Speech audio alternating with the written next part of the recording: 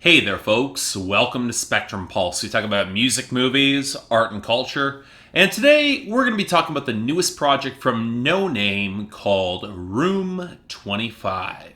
You know, I'm still kicking myself a little bit that I didn't review Noname's Telephone back in 2016. Frankly, I had no reason not to. It wasn't like I didn't cover multiple women breaking out in thoughtful, low-key, meditative, Chicago-based hip-hop in that year. But for some reason, Noname slipped out of mind for me, and by the time I wanted to get the review together, it just felt too late. Granted, I don't quite think the mixtape would have been impacted by year-end list choices for 2016, but that's more because Telephone and Noname fell into a weird category for me, where everything just seemed ever so slightly off. Rhythms and melodies would feel off-kilter in strange ways, Noname's flows would bounce and curl around them, and even the content, despite feeling really clever and empathetic, it rested more on a tangled emotional spectrum than a regular logical through line. Definitely a fascinating project, for sure, that had some really damn solid grooves, and Noname has enough subtle charisma to pull me back time and time again, but I had a really tough time really sinking into her material and liking it as much as I wanted to, and then I wound up catching an early set of hers at Reading Festival this year. And in a live setting, it oddly seemed to click. Her backing band lent an organic touch that made the odd turns feel more naturalistic and jazzy, and Noname's low-key charisma bubbled up in interesting ways, naturally infectious in a way that made the cleverness of her writing all the more enticing to me. In other words, even though at the time Noname was saying Telephone would be her only project, I'm a little bit glad that she wound up releasing a full-length debut album, basically in her own words, because she had to pay rent and she wanted new music to play on tour. And there was no way in hell I was gonna miss covering her this time. So alright, what do we get on Room 25? Well, here's the funny thing. I think putting together a review of Room 25 is trickier than it might appear if the critic wants to do their due diligence. And for once, that's not disparaging the album's quality whatsoever, because it's easy to say that this is an excellent album, full stop. The production is warm and organic, off-kilter, but in a way that it doesn't disrupt the vibe. And when you pair it with Noname's subtle and boundless charisma, it is so easy to be charmed by an album like this, especially for me as a critic who loves this sort of subtlety. And when you tack on its brevity and how easy it is to listen through, and the nuggets of wit that seem to be overflowing from every crevice, along with some really strong guest performances, I can see why for a lot of folks, they might brand it as one of their favorite albums of 2018, which means I'm naturally a little bit suspicious of it. And rightly so, I should add. I'm not going to call it critic bait, but I do know there are certain styles and tones and artists that are so much up my alley that I want to bring heightened scrutiny to the content,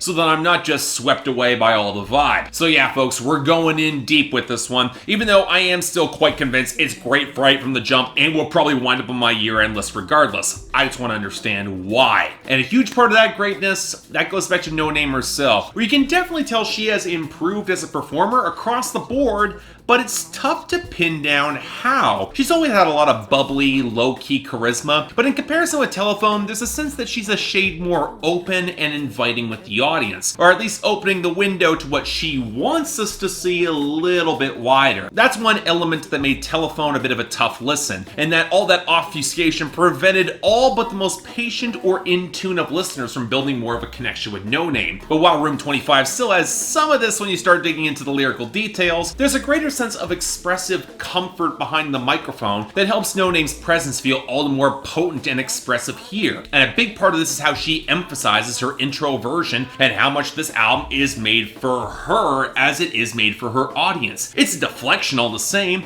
but it's playful and naturalistic rather than studied, and that speaks to a better, more naturally expressive performer. Of course, it helps that with the low-key, jazzy hip-hop with the richer wells of arranged strings and live drums, there's such a natural fit for her style, grounded in contemporary R&B and jazz. It's very tasteful, but it's got the sort of looseness that calls back to Chicago's more ramshackle, organic tones of the past 5 years. The bass lines are supple, the guitar work is liquid, the drums just sound fantastic, especially the snares and cymbals, and so many of the strings hit that sweet spot of classical elegance with aching sincerity, but this is still a hip-hop record, and Noname and her producers aren't shy about introducing elements of slightly rougher samples in order to ground the richer organic tones in reality. And while I might be an easy sell for something like Blaxploitation, given how much I like that era and style of filmmaking in the 1970s, 1970s, the fact that Noname was able to sample Dolomite and A Spook Who Sat by the Door and make it feel cohesive with a sound that would sound more classy and high-minded, that is a huge credit to her. And even on that basis, for as lush as this sound is, there's no place where it feels overbearing or any less intimate to me. Which, considering how hushed and subtle Noname's delivery can be, that's such a tricky line to walk. Part of this comes through close, but not too close vocal layering. But there's also a sense of care that translates through the fuller cymbal pickup on Prayer Song, the rickety keys touching against the lush touches of strings on Window that almost reflect classic Hollywood through the quiet reserve of observing some of it from the sidelines, but still able to capture the magic. From the organic fullness around the organ, bass, and strings of Don't Forget About Me, to an almost alternative rock guitar pickup against the stuttered cymbals on Part of Me. Songs that could have so very easily been oversold, but they're not. But of course, this inevitably brings up the question of the guest stars, which just from the premise and framing of this album alone, I would kind of question given some of the introspective focus, but for the most part, Phoelix, Yaw, and Ness, they complement Noname on the hooks, and she's got such a natural chemistry with Smino and Saba off the lumpy bass and sparse vocal sample anchoring the melody of Ace, that it goes down incredibly easy. The only guest star I don't quite think connects as much is Raven Lene on Montego Bay. With her girlish upper register, she sounds a shade too buoyant to really fit in with the mood of the record as a whole, but even that's a pretty minor complaint because given the subject matter, she does work on that individual song, even if I do kind of think it's a lesser cut. And really, I could go on about how the guitars on With You, they sound gorgeous against the trembling groove and the rich snares, and how the guitar and piano tones warp into a stunningly warm shift on the closing track Noname with the strings. But I think it's time we get to the content and what Noname's actually trying to say here, for as much as she's willing to share with us. I said before that Noname made this album mostly for her, and what's most interesting about her brand of poetry is how the more open her writing might feel, the more I get the impression that there is a deeper well of emotion and insight that not only is what I'm not seeing, but that I'm not really privy to seeing. You can tell there is upheaval in Noname's life on which she's writing over the past couple years. A move to the West Coast, a sexual awakening that translates into more explicit language, but also a sense of world weariness that comes in powerful contrast to the playful couplets, the oblique observations, and the genuine warmth that is smart enough to be cynical, but compassionate enough not to be. But you know what, for as much as I try, I can tell her sense of thematic pathos, it runs deeper, and it's so difficult to really pin down a lot of its roots. Now, some points of reference, it might seem kind of obvious. Heartbreak that stings at a lack of true satisfaction from her partners who might come and then leave, commentary on existing as a black woman in America, the flexing that pretty much all rappers must exhibit even given her role. But to each point, Noname will add an asterisk. Her flexing is self-deprecating and thus all the more convincing in its reality. She's conscious and socially aware, but also of her own hypocrisies, which demand a more nuanced human frame. And the emptiness within that she feels upon her sexual encounters is juxtaposed against the wit and real captivating emotion she brings, and yet where she might find the most satisfaction comes in keeping something to herself. And even that doesn't feel like a complete picture of Noname, but that's also because she is so damn skillful in painting pictures beyond herself. A deconstruction of the American dream and traditional values and religion and even masculinity on the second verse of Prayer Song, but also supplemented with a purity of empathy and showing the flawed humanity of all of it and showing compassion to all of it,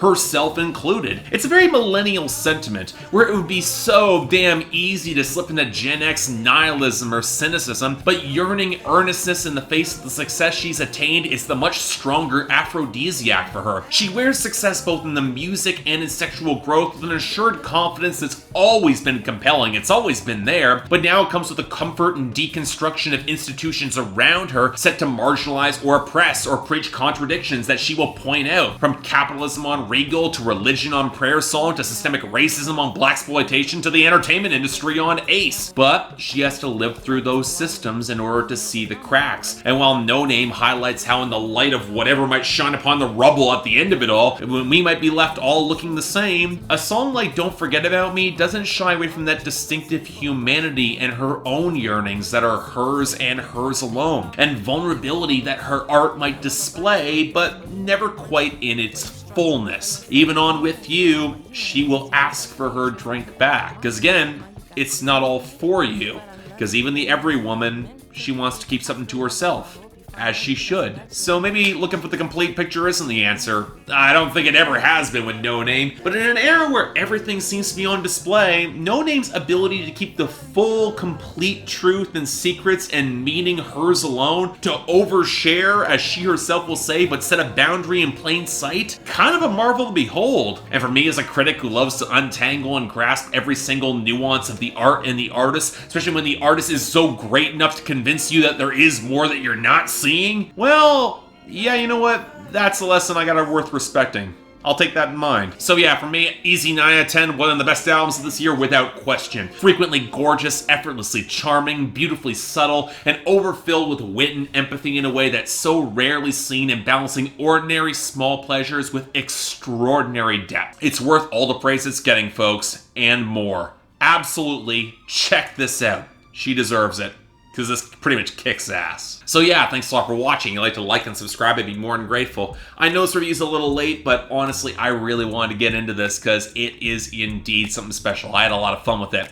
If you guys want to actually check out or stream or buy the record, links down there below. And I got the poll up there. I'm curious where you guys fall on this. I know I'm very high on it. As a critic, I kind of expected I would be, but again, there is so much to this. I can go back to it so easily.